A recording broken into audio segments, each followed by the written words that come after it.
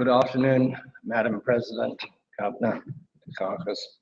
It's a great honor to be here, and I'm not sure that I'm the correct person because I have a basic philosophy, and I've watched a lot of these things over a long time, which is there are no simple solutions to complex problems until a problem gets so complex that there can only be a simple solution.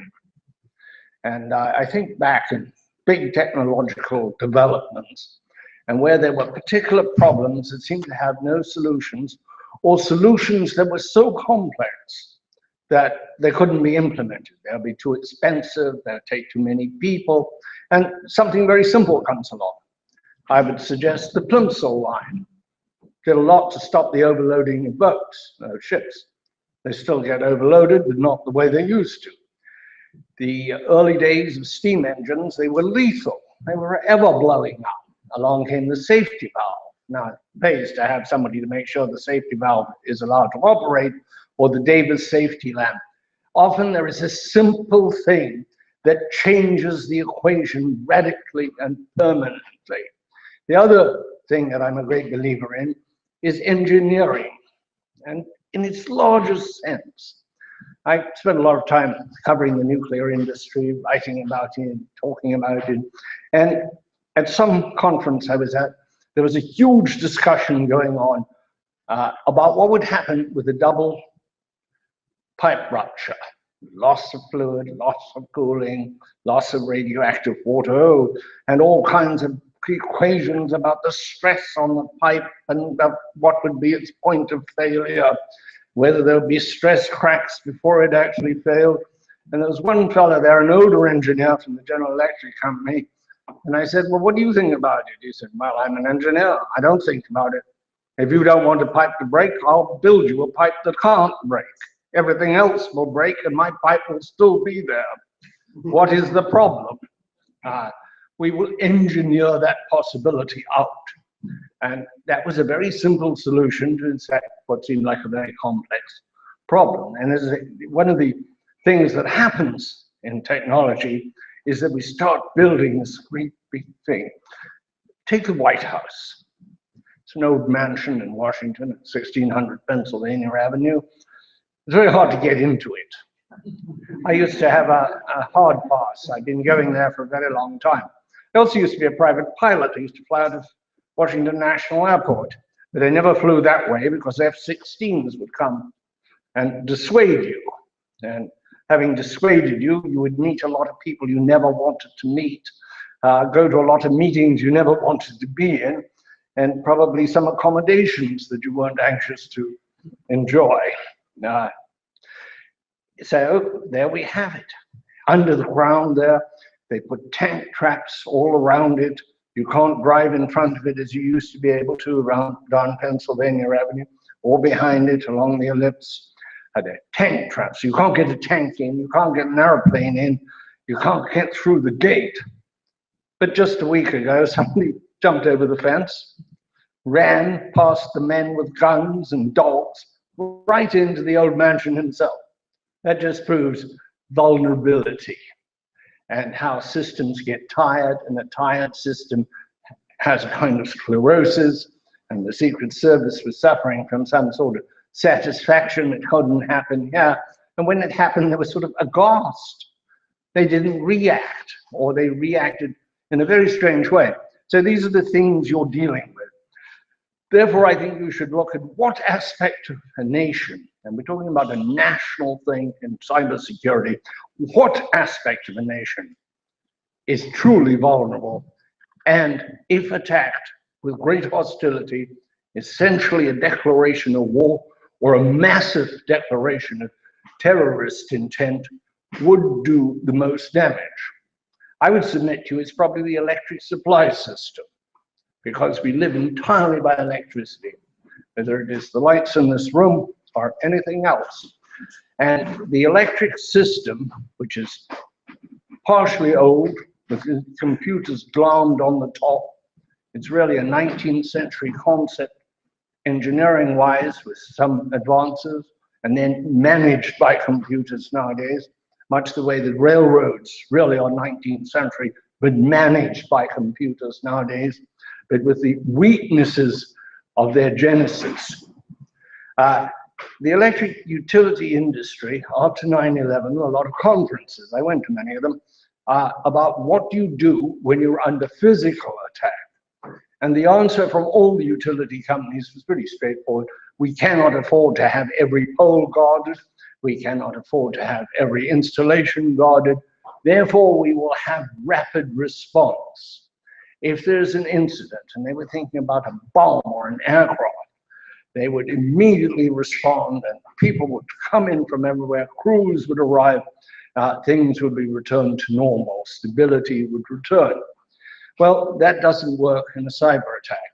It also doesn't work with all you've thought about when something absolutely new comes along.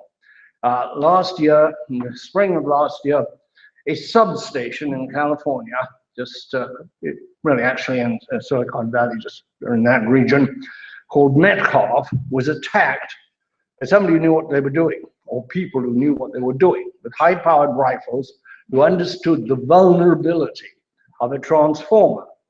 One assumes they also knew that you don't just get one at Walmart and pull it down and put it back in. Most of these are custom made, they're bespoke, and it can take up to 70, it can take anything up to several years to get one adequate to do the job that the one that has been destroyed or damaged. Some of them are very old. Every one of them tends to be unique to its situation on a utility system. I was told by National Grid that there's one operating somewhere close to here that is actually was first installed in 1909. Well, I was told this 3 years ago. I don't know if it's still going, but that shows you what you're dealing with. What happens if you can take out the electric system, and how many places would you have to hit to take it out?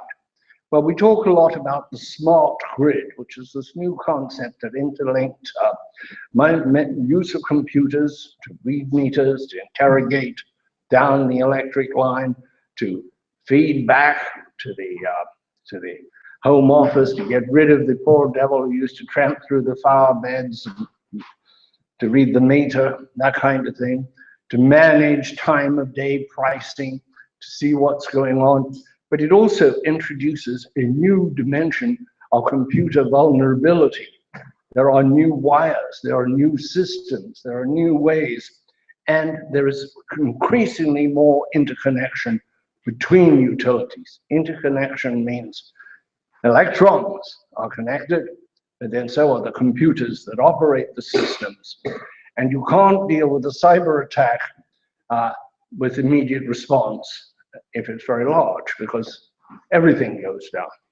You think about what would happen if one of the large electric systems, and they're now divided up into things called independent system operators. There's one in New England, and there's the well-known PJM further down the coast.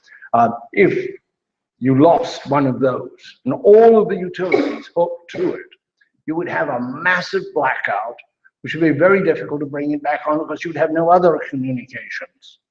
You would have very soon you'd have no phones, you would have no other communications, you'd have no signaling lights, you couldn't have those trucks rush in, many things. You would have paralysis of a massive scale, and if it endured for several days or weeks, you would have a national catastrophe. You would have to have the military come in with auxiliary communications equipment, and of course to maintain law and order. Well, the problem for journalists covering anything to do with cybersecurity, but most especially covering the utility industry, is that if a particular system feels it is vulnerable, they're not going to tell a journalist that. They would just encourage those who wanted to take it down. If they think they've got super duper defenses, they're not going to tell a journalist that, because that would advise their enemies what they were up against. So in a sense, and this may apply to anyone who's not actually in the security business, we are at a window in which the curtains are drawn, trying to look in. It is not easy to understand the complexity of the defenses, and we haven't yet seen, but I'm sure we will see, a simpler defense system, something yet to arrive, some grand switch that can be thrown, or which will be thrown automatically. I just cannot believe that we're going to continue. We'll always have the possibility of the man who climbed the fence, but we won't have the possibility of an armored car, if you go back to my analogy with the White House. So you have, in my opinion, the largest vulnerability is the electric supply system. It should be looked at. It needs to be looked at. I'm not sure the electric industry is capable of looking at it. I sat through a conference in Washington yesterday about the future of systems, about the future of use of coal and natural gas and nuclear and all sorts of things, and nobody mentioned cybersecurity. It was not mentioned.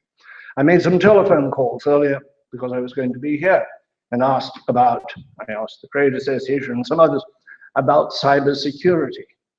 They didn't have anybody to direct me to. They didn't have anybody to send me to. They weren't concentrating on it. They were worried about their fight with the EPA, and they were worried about the new ozone standards and all sorts of things. But whoever's worrying in the utility industry about cybersecurity, and I do hope there are a lot of people worrying about it, they're not getting through to the people at the top. It is a system that relies on steady, real-time, keeping the lights on. And that is their concentration. They're not very good at looking into the future, and they're not very good at dealing with anything they hadn't dealt with before. The other thing is they, too, are very secret. They have to be secret. One of the interesting things that happened was after the Metcalfe station was shot up, there was a study done by the Federal Energy Regulatory Commission. This is not a security agency. It does not have anything classified. It's a regulatory agency. But the study, the findings were leaked, and there was an enormous fuss. The FBI was called in. It shows how seriously some people somewhere take the vulnerability of the electric supply system. Whether it is taken seriously, though, in the boardrooms, I much doubt. I think it would behoove those interested in cybersecurity, and particularly the amount of damage that an attack can create. I think you've got to somewhat quantify the damage. And we do, in this country and other countries, live with certain obvious dangers because we don't want to spend the money, we don't want to spend the effort, we don't want to go through it. I would cite the hardening of cockpits to keep terrorists and other bad people out of airplane cockpits. I'm a private pilot. We had talked about this in the 70s. Why don't we harden the cockpits? We didn't use that term. We said, why don't we put padlocks on them or something very simple? But pilots would sit around in the pilot lounges talking about why are these airplanes getting hijacked. At one time they were hijacked almost once a week to Cuba, to somewhere in the Middle East. And so I asked at the White House, I asked the science advisor, and he said, oh, that would be too expensive. The airlines say so. Well, of course, we had 9/11. That's a price, a much higher price. The price that wasn't paid because putting a few locks and bolts and bars on cockpits was too high, or nobody wanted to do it, or it had no sense of urgency. And then we had 9/11. Now there's cockpit hysteria. If you look at the door too long, you'll get arrested. I hope that we don't do that with the electric utility industry, because with a loss of any large system, there will be catastrophe in this country. And there would be loss of life from all the usual things, from respirators, from people climbing stairs in high-rise buildings, but also, unfortunately, from the civil disobedience which seems to come with the dark. Let's not get into the dark. Thank you.